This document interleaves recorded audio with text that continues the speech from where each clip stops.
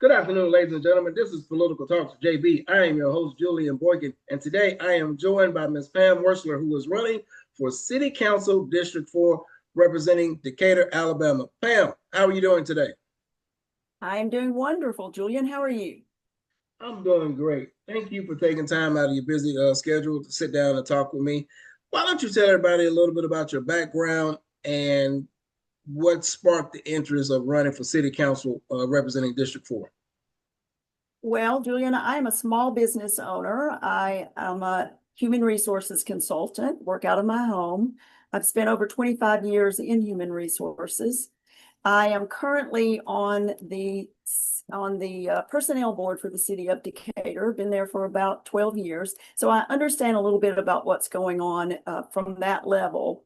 I also am a certified business coach. I've been certified in mediation, and boy, wouldn't that be helpful. And I um, I served on numerous boards. I'm currently the president of the Decatur Women's Chamber. Just got back from a meeting from there today. And although the city council is a legislative body, it is also very much like a board of directors. And I'm very familiar with that. So the reason I got into this is Decatur's been struggling over the last 2 years, and we're in dire need of leadership. And I think a small business or pro-business person in general is someone that can be helpful on the city council, and that's why I'm running. Great.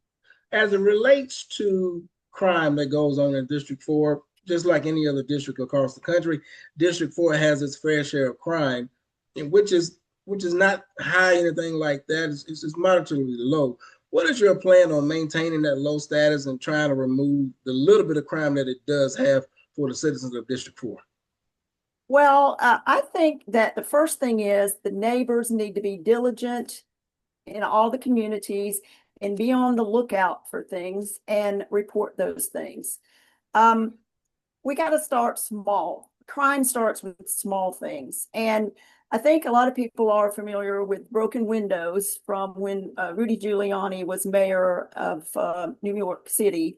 And what they did is they looked at the broken windows or the things that were broke down in the neighborhoods. And once you fix those things, then people started taking pride in their surroundings. And this goes a long way toward crime.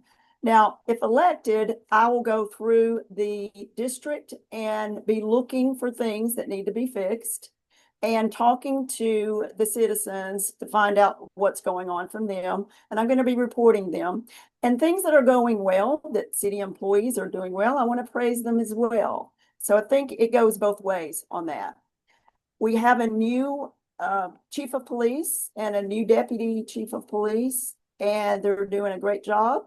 And we've set them up for success. We've given them the tools to be successful for maintaining our police department and having it be the best that it can actually be.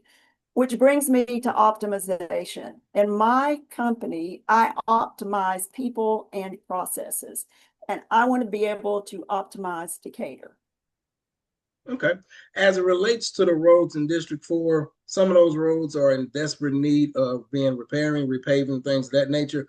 What is your plan as the next city council as far as coming up with a schedule and figuring out which roads need to be repaired as far as, I guess worse, which ones are in the worst repair that need to be repaired first, and making sure that those roads get taken care of? Yes, the roads in many areas are not in great repair because Decatur Utilities has been working on the sewer system and upgrading it. That's greatly needed. We appreciate that. But in doing so, they've had to dig up the roads. They've patched them, but they're still not in good repair. And we're kind of behind the curve on the roads anyway due to the pandemic. We didn't have as much money coming in, so we were already behind on the roads.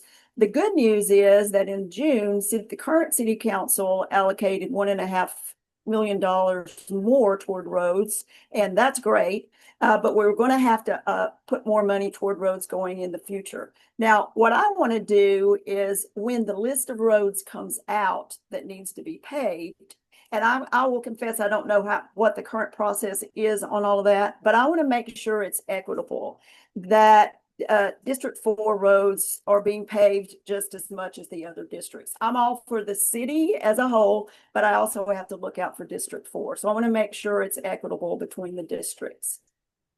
Okay. When we talk about small businesses in District 4, you have quite a few of small business owners. What is your plan on trying to recruit more small business owners into District 4, which in turn will create more jobs for the citizens in District 4? I think the way to get more businesses of all kinds is to make it easy to do business in Decatur. And so by doing that, we also want to attract more businesses. So we still go back to the basics. We want Decatur to be the best place to live, to work, to do business, and to visit.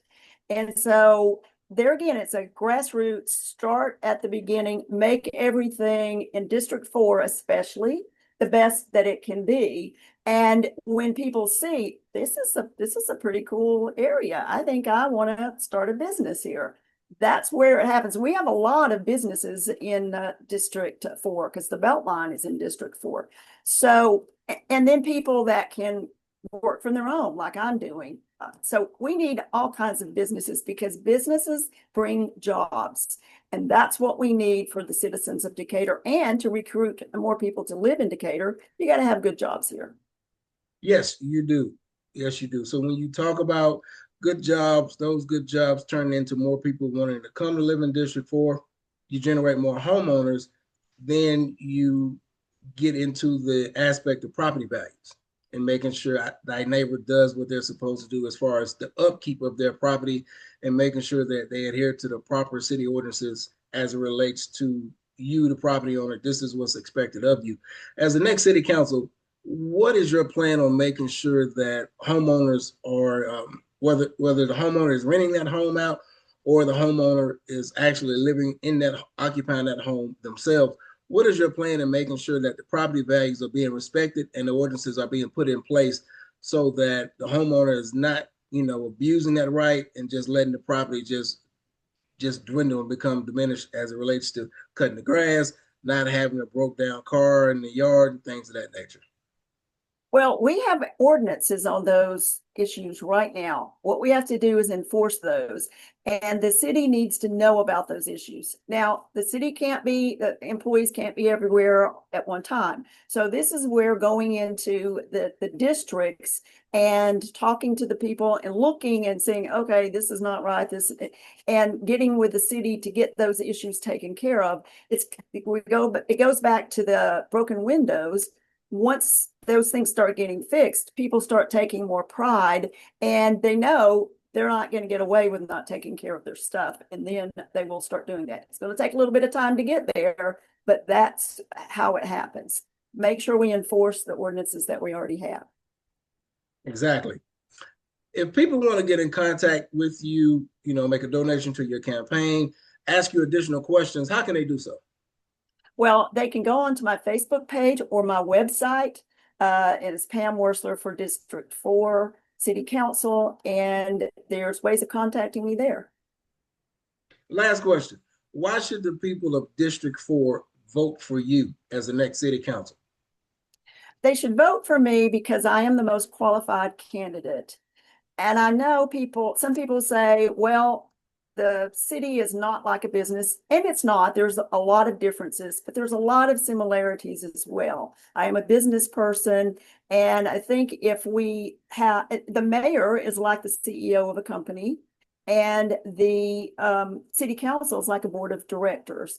And we have to kind of treat it that way to the extent that we can. Ordinances, for instance, are like in business, you have policies. That's what an ordinance is. And I'm familiar with all of those things because of my human resources background. And another thing that city council members do that a lot of people don't think about, that's customer service. They're taking care of their constituents' issues. There may be complaints, there may be problems, and that's what you do in HR all the time. You take care of the employees' problems. So that makes me very qualified as well. Well said. Ladies and gentlemen, Ms. Pam Werstler, who is running for City Council District 4 representing Decatur, Alabama. Pam, thank you for your time and best of luck to you and your campaign. Thank you, Julian. It was nice talking to you. Likewise.